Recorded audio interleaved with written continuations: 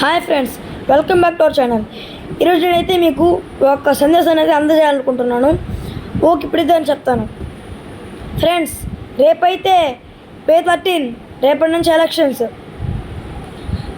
ప్రతి ఒక్కరూ ప్రచారానికి ఒక 5 రోజులు 10 రోజుల నుంచి ప్రచారం మొదలు పెడతారు. ఈ వీటిలోనే ఒక చెప్తుంటారు ఫ్రెండ్స్, డబ్బులకి మనం ఓటు అమ్ముకుంటున్నాం. మనం చాలామంది అలా అమ్ముకోకూడదు ఫ్రెండ్స్. ఒక ఓటు ఎంత విలువైందో మీకు తెలుసా? గవర్నమెంట్ని ఒక ఓటు డిసైడ్ చేయగలదు ఫ్రెండ్స్. ఒక్క ఓటు మెజారిటీతో ఒక గవర్నమెంట్ గెలవగలదు ఫ్రెండ్స్. మన ఓటు ఎలాంటి వాళ్ళకి వేయాలి తెలుసా ఫ్రెండ్స్? డెవలప్మెంట్ ఎవరైతే చేయగలరో, ఎవరైతే మన రాష్ట్రాన్ని, లేదంటే మన ఊరిని, లేదంటే మన మండలాన్ని, మన జిల్లాని అభివృద్ధి చేయగలరో వాళ్ళకి ఓటు వేయాలి. డబ్బులు కాసుపడి డబ్బులు ఇచ్చి ఎవరికి ఓటేయమంటే వాళ్ళకి ఓటేయడం కాదు ఫ్రెండ్స్. 500కి 1000కి 2000కి 3000కి అలా అమ్ముడుపోయి ఇప్పుడు మనకి ఆ డబ్బులు వచ్చి సుఖపడతాం. కానీ రేపేం జరుగుతుంది? అభివృద్ధి చేయాలని మనము వాళ్ళ దగ్గరికి వెళ్ళినప్పుడు వాళ్ళు ఏమంటారు తెలుసా ఫ్రెండ్స్? నువ్వు మా దగ్గర డబ్బులు తీసుకొని ఓటేసావు, మేము మీకు అభివృద్ధి ఎందుకు చేయాలి, నేను మీకు ఈ ఇండస్ట్రీస్ ఎందుకు తీసుకురావాలి, ఇది ఎందుకు చేయాలి మేము అని అనొచ్చు ఫ్రెండ్స్. అందుకే మనం ఎప్పుడు డబ్బులు తీసుకుని ఓటేయకూడదు. ఒక 200, 300 క్వార్టర్ బాటిల్కి చాలామంది తీసుకొని ఓటేస్తూ ఉంటారు ఫ్రెండ్స్. అది చాలా తప్పు.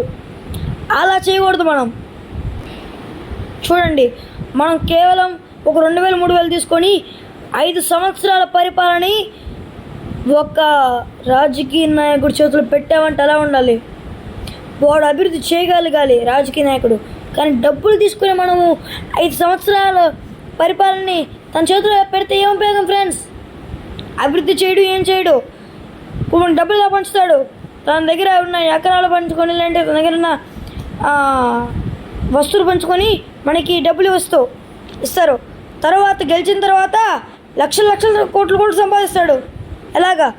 పిచ్చి స్కాములు చేసి చాలా డబ్బులు సంపాదిస్తాడు ఫ్రెండ్స్. అందుకే మనం ఎప్పుడు డబ్బులు తీసుకుని ఓటేయకూడదు, ముందు కాసుపడి ఓటేయకూడదు.